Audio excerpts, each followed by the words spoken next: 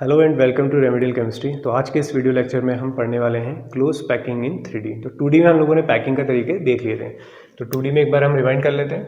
तो 2D में हम लोगों ने देखा था कि अगर हम 2D में पैकिंग करते हैं तो हमारे पास दो तरीके थे।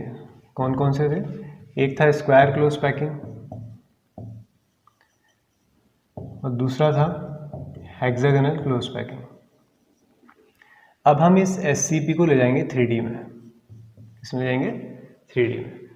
अब हम 3D में देखेंगे कि 3D में भी दो तरीके होते हैं। 3D में भी क्या होंगे आपके?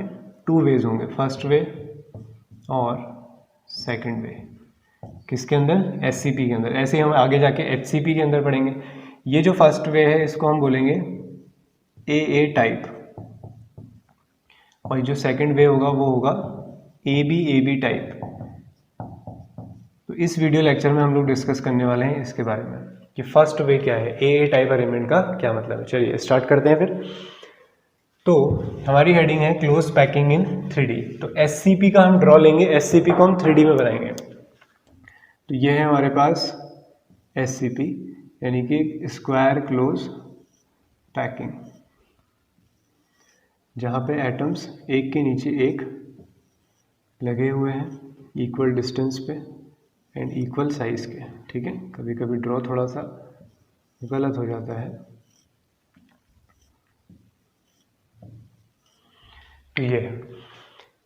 तो ये अभी एक सिर्फ एक लेयर है, तो इस लेयर का मैंने नाम रख दिया है A लेयर। ठीक है, एक लेयर है। 3D में जाएंगे तो एक और लेयर आएगी, फिर एक और, फिर एक और, ऐसे चलते रहेगा। तो इस लेयर को मैंने क्या बोला? A layer. अब एग्जैक्ट इसके ऊपर एटम रखना शुरू करते हैं। एग्जैक्ट इसके ऊपर है। ठीक है, अब मैंने साइज छोटा इसलिए बनाया ताकि पिक्चर क्लियर हो सके। तो एग्जैक्ट इसके ऊपर हम लोगों ने एटम्स रखना शुरू कर दिए हैं। तो मुझे बताओ कि ये जो ब्लू वाले एटम्स हैं, क्या वो पहले वाले से कुछ डिफरेंट है? तो आपका आंसर होगा सर नो। जैसे ब्लैक एटम्स का अरेंजमेंट है उतने ही बड़े एटम्स हैं, उतना ही गैप है। तो सेकंड वाली जो ब्लू लेयर है उसे हमें कोई अलग नाम देने की ज़रूरत नहीं है। उसे हम क्या कहेंगे? A layer. तो पहली वाली लेयर भी A है, फिर दूसरी लेयर भी A है। इसके बाद जैसे जैसे हम ऊपर पर चलते चले जाएंगे हमें सेम लेयर्स मिलती चले जाएंगी। तो इसका मतलब ये 3D अरेंजमेंट हो गया। देखो, पहले 2D था, उसके ऊपर, ठीक है, पहला तरीका क्या है? जो नया आइटम आया, जो नई लेयर आई है, एग्जैक्ट ब्लैक वाले आइटम्स के ऊपर आइटम्स रखना शुरू हुआ। तो इस अरेंजमेंट को हम बोलते हैं AA type arrangement. Very important. किसमें है ये? 3D में है। AA टाइप अरेंजमेंट इन 3D। तो AA टाइप अरेंजमेंट तो 2D में भी देखा था। तो AA टाइप अरेंजमेंट इन 3D। अब बात करते हैं इसकी यूनिट सेल की। यूनिट सेल कैसे निकालेंगे भाई? तो यूनिट सेल के लिए क्या करो, ये है देखो यूनिट सेल। इन एटम्स को देख लो, ये चारों को अगर हम रिपीट करते रहे हैं ऐसे आगे तो हमें पता है कि इनकी रिपीटेशन से पूरा ये पैटर्न फॉर्म हो सकता है। तो इन एटम्स को बाहर निकाल लाओ तो क्या नज़र आएगा? सर 4 ब्लैक एटम्स नज़र आ रहे हैं हमें, और उसके ऊपर 4 ब्लू एटम्स हैं। तो सर ये है यूनिट सेल। अब सर ये यूनिट सेल कुछ अजीब लग रही है, तो इसे थोड़ा सा सिंप्लीफाई करते हैं। इन एटम्स के साइज को थोड़ा छोटा करते हैं अपनी समझ के लिए बस। तो ये हमें दिखाई दे रहा है कि ये चारों ब्लैक एटम्स जो हैं छोटे छोटे हमने बना दिए हैं, वो आपस में टच कर रहे हैं। इसके ऊपर 4 ब्लू एटम्स है। इस ब्लैक एटम के ऊपर एक ब्लू एटम है, इस ब्लैक एटम के ऊपर एक ब्लू एटम है, इस ब्लैक एटम के ऊपर एक ब्लू एटम है, इस ब्लैक एटम के ऊपर एक ब्लू एटम है। तो ये एक और स्क्वायर बन रहा है जो इनके एग्जैक्ट ऊपर आने वाला है। राइट? तो क्या नज़र आ रहा है? तो आपको ये दिखाई दे रहा है कि सर ये बन गया है एक क्यूब। तो इस यूनिट सेल का नाम होता है simple cubic unit cell. In short you can call it SCC। Very important, simple cubic unit cell. Right? अब इन्हीं यूनिट सेल को प्रिमिटिव यूनिट सेल भी कहा जाता है। क्या बोलते हैं इन्हें? Primitive unit cell. प्रिमिटिव कहने का मतलब क्या है? डेफिनेशन लिख लेना इसकी। ऐसे यूनिट सेल्स जहां पर एटम सिर्फ कॉर्नर पे प्रेजेंट हो। जहां पर एटम सिर्फ कहां पे प्रेजेंट होते हैं? कॉर्नर पे। होने को यहाँ भी हो सकते थे, यहाँ हो सकते थे, कहीं भी हो सकते थे, बट वो सिर्फ कहाँ पर प्रेजेंट है, कॉर्नर पे, क्यूब के कॉर्नर पे। तो ऐसे यूनिट सेल्स को हम क्या बोलते हैं, प्रिमिटिव यूनिट सेल। तो प्रिमिटिव यूनिट सेल का एक एग्जांपल हो गया simple cubic unit cell. Simple cubic unit cell की डेफिनेशन भी यही होगी कि ऐसी यूनिट सेल जिसके सारे कॉर्नर्स पे एटम्स प्रेजेंट हो, उसे हम क्या बोलते हैं, सिंपल क्यूबिक यूनिट सेल कहते हैं। इसके बाद आता है कोऑर्डिनेशन नंबर। कोऑर्डिनेशन नंबर, चलिए कोशिश करिए जरा कोऑर्डिनेशन नंबर निकालने की। कोई एक एटम पिक कर लीजिए, उसका कोऑर्डिनेशन नंबर बताइए। तो ये जो ब्लैक एटम है, ये कोई भी ले लो, ये ले लेता हूँ मैं। तो ये जो ब्लैक एटम है, इसका कोऑर्डिनेशन नंबर बताना है मुझे, इस वाले का, ठीक है। तो इस वाले का कोऑर्डिनेशन नंबर बताने के लिए आप लोग क्या देखते हो कि सर ये जो ब्लैक वाला एटम है, ठीक है, विजिबल है तुम लोगों को यहाँ तक, ओके। सर ये जो ब्लैक वाला एटम है, इसे यहाँ पे हम बनाते हैं। इस ब्लैक वाले एटम्स को इसी की रो में, इसी लेयर में कितने ब्लैक एटम्स टच कर रहे हैं, 4। देखो ध्यान से, इस ब्लैक वाले एटम को 1 2 3 4। सर इस ब्लैक के ऊपर एक ब्लू एटम रखा है, इस ब्लैक के ऊपर एक ब्लू एटम रखा है। तो यह है ए लेयर का एटम, ये दूसरी वाली ए लेयर का एटम है। इसके पीछे भी तो एक ए लेयर होगी ना, राइट, इसके पीछे भी एक ए लेयर होगी। तो वहाँ पे भी एक एटम होगा जो इसे नीचे से टच कर रहा होगा। तो ये एक एटम है, एक यहाँ है, 1 2 3 4, 4 एटम्स इस लेयर में है, एक ऊपर से है और एक नीचे से। तो कोऑर्डिनेशन नंबर कितना हो गया बताइए। तो आपका आंसर होगा sir coordination number is 6। Very important. इसे हम इस ड्रॉ से भी समझ सकते हैं कि अगर मैं यहाँ पे देखता हूँ कि इस एटम को ये एक एटम टच कर रहा है, एक एटम ये टच कर रहा है, तो 1 2, एक एटम ये टच कर रहा है, 3। अगर इस यूनिट सेल को आगे बढ़ाएंगे तो इतनी ही डिस्टेंस पे एक एटम यहाँ भी टच करेगा, और एग्जैक्ट इतनी डिस्टेंस पे एक एटम यहाँ भी टच करेगा, इतनी ही डिस्टेंस पे एक और एटम यहाँ पर भी टच कर रहा होगा। तो 1 2 3 4 5 और ये 6। तो कोऑर्डिनेशन नंबर कितना आ गया, 6 आ गया। क्लियर है, क्योंकि इसके बगल में भी एक यूनिट सेल है, एक ऊपर भी होगी, एक और ऊपर होगी। तो आप देख ही रहे हो यहाँ पर कि एक एटम यहाँ है, यहाँ है, यहाँ है, एक इसके ऊपर है, एक नीचे है। तो कोऑर्डिनेशन नंबर 6। तो इससे भी समझ सकते हैं आप, और एक्चुअल ये है। क्लियर है, तो कोऑर्डिनेशन नंबर कितना मिल गया, 6। अब इसके बाद देखते हैं नंबर ऑफ पार्टिकल्स।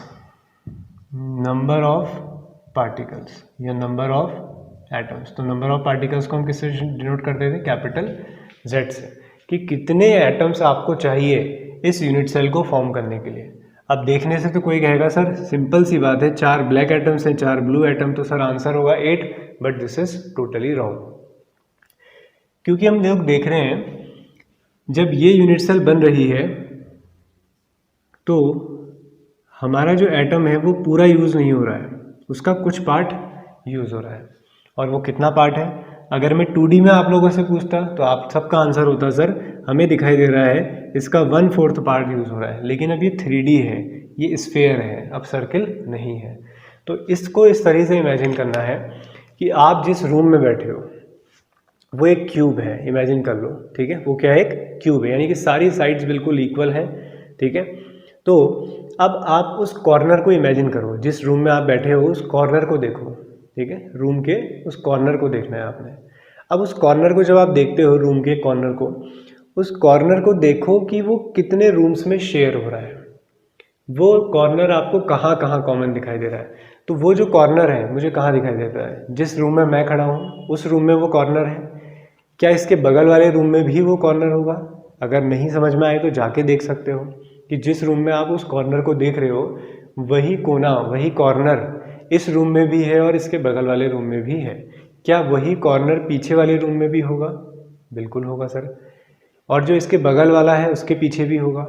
तो इसका मतलब वो जो कॉर्नर है वो नीचे कितने रूम्स में शेयर हो सकता है? 4 रूम्स में।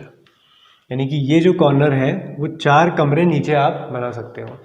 अब क्या इसके ऊपर वाले फ्लोर वाला जो रूम होगा उस रूम में वो कॉर्नर कॉमन नहीं होगा?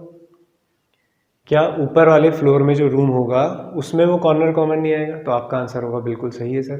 तो इस ऊपर वाले रूम के पीछे वाले रूम में भी वो होगा। तो बेसिकली आइडिया ये है कि जब ये कॉर्नर नीचे 3 रूम्स में कॉमन है तो ऊपर भी नीचे 4 रूम्स में कॉमन है तो ऊपर भी 4 रूम्स में कॉमन होगा।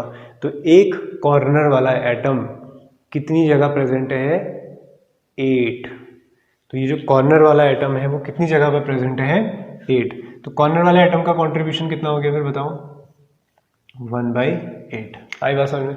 इसको इमेजिन करें रूम में आप, ठीक है, कि जो कॉर्नर है, जो आपके रूम का कॉर्नर दिखाई दे रहा है आपको, वो कितनी जगह कॉमन है, तो आप इजीली इमेजिन कर सकते हो। एग्जाम में भी कभी भूल रहे हो तो आप जहाँ भी जाओगे तो वहाँ रूम ही तो होगा, खेत में बैठ के तो नहीं दोगे ना, तो रूम होगा, तो इमेजिन कर सकते हो वहाँ पर, ठीक है। तो सॉलिड स्टेट में जितने भी हमें एटम्स के कॉन्ट्रीब्यूशन है मैं सारे ऐसे ही इमेजिन कराऊंगा कि तुम एग्जाम में भी अगर भूलो तो तुम्हारा तरीका वही हो कि जो चीज़ें तुम्हारे पास अवेलेबल हो।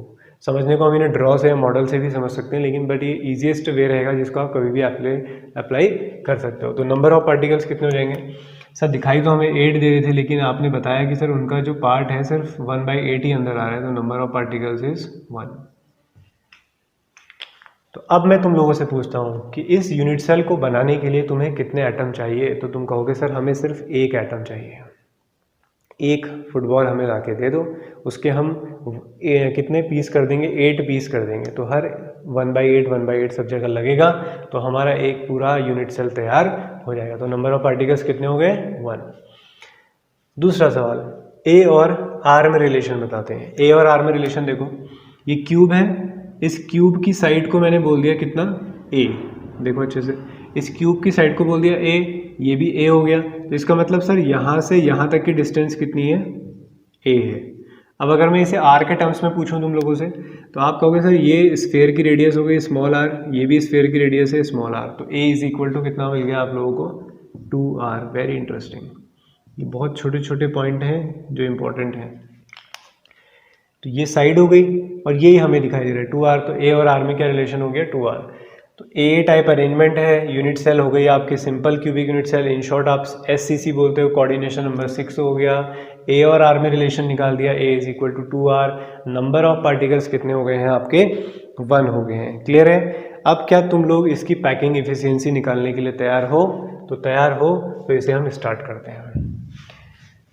तो पैकिंग इफिशियंसी अब हम इसकी निकाल लेते हैं। तो पैकिंग इफिशियंसी अगर तुम लोग पहली बार सुन रहे हो, अगर इससे पहले के वीडियोस तुम लोगों ने अभी नहीं देखे हैं, तो पैकिंग इफिशियंसी मैं बता देता हूँ। वैसे तुम्हें डायरेक्ट जंप करके यहाँ नहीं आना चाहिए था, फिर भी अगर तुम लोग पहुँच गए हो, तो पैकिंग इफिशियंसी का मतलब ये है कि जितना स्पेस आपके पास था उसका कितना % आप ऑक्यूपाई करते हो, कितना यूज़ कर पाते हो, उसे ही हम क्या बोलते हैं, पैकिंग फ्रैक्शन या फिर पैकिंग एफिशिएंसी बोलते हैं। आपके पास कितना पार्ट अवेलेबल था, मेरे पास कितना बोर्ड अवेलेबल था, और मैं कितना उसका यूज़ करता हूँ। तो ये तो बात 2D की थी। अब जिस रूम में आप रहते हो, है ना, अब जिस रूम में आप रह रहे हो, क्या हर जगह पर कुछ ना कुछ सामान रख देते हो? आप कहोगे सर नहीं, काफ़ी सारा स्पेस खाली रहता है। तो यही है कि टोटल रूम कितना था, यानी कि टोटल स्पेस कितना था और तुम लोगों ने कितना ऑक्यूपाई किया। तो उसे जब आप सॉल्व करते हो तो क्या निकलता है, पैकिंग फ्रैक्शन की टोटल अवेलेबल वॉल्यूम का कितना वॉल्यूम तुम लोगों ने यूज़ किया है। तो packing fraction is equal to space occupied by atoms, कि एटम्स ने कितना स्पेस ऑक्यूपाई किया upon total space. Total space को मैं लिख सकता हूँ टोटल वॉल्यूम, ऐसे ऊपर भी लिख सकता हूँ मैं, वॉल्यूम ऑक्यूपाइड बाय एटम्स। समझ रहे हो मेरी बात? तो मैं बिल्कुल बेसिक समझा रहा हूँ तुम्हें कि क्या लैंग्वेज क्या है उसकी, कोई अलग से फॉर्मूले रटने वाले थोड़ी हैं वो। तुम लोग अपने मार्क्स की परसेंटेज निकालते आए हो हमेशा कि सर टोटल मार्क्स इतने, हमने इतने ऑक्यूपाई किए, इंटू 100% पता चल गया कि सर इतने में से हमें इतना मिला है। तो यही है यहाँ पर भी, तो स्पेस ऑक्यूपाइड बाय एटम्स। तो इसका मतलब क्या होगा, ऊपर क्या आएगा, वॉल्यूम ऑफ एटम्स, और नीचे टोटल वॉल्यूम। टोटल वॉल्यूम क्या है तुम्हारे पास, एक क्यूब है ना, तो वॉल्यूम ऑफ क्यूब आ जाएगा। तुम्हारे पास जो वो रूम है वो क्या है, क्यूब है, तो आपने कहा सर वॉल्यूम ऑफ क्यूब आएगा इंटू 100। बस देखो मॉडिफाई कर दिया हमने फॉर्मूले को। एटम्स की वॉल्यूम कैसे निकलेगी, सर कितने एटम है उनकी वॉल्यूम निकाल लो। जैसे तुम लोग अगर एक ही हो तो तुम अपनी वॉल्यूम बताओगे, मैं पूछूंगा 2 हो तो 2 की वॉल्यूम बताओ, 3 हो तो 3। तो आप कहोगे सर एटम्स एक ही है, और सर उसकी जो वॉल्यूम है 4/3 पाई आर क्यूब है। वॉल्यूम ऑफ क्यूब क्या होती है, ए क्यूब इंटू 100, राइट। बस सॉल्व कर लेते हैं। 4/3 पाई आर क्यूब, ए और आर में रिलेशन, क्योंकि r को a के टर्म्स में या a को r के टर्म्स में चेंज करोगे तभी कैंसिल हो सकता है। तो अभी तुम लोगों ने बताया था कि a इज इक्वल टू कितना आया था 2r, यहाँ पे रख देते हैं 2r की पावर 3 इंटू 100।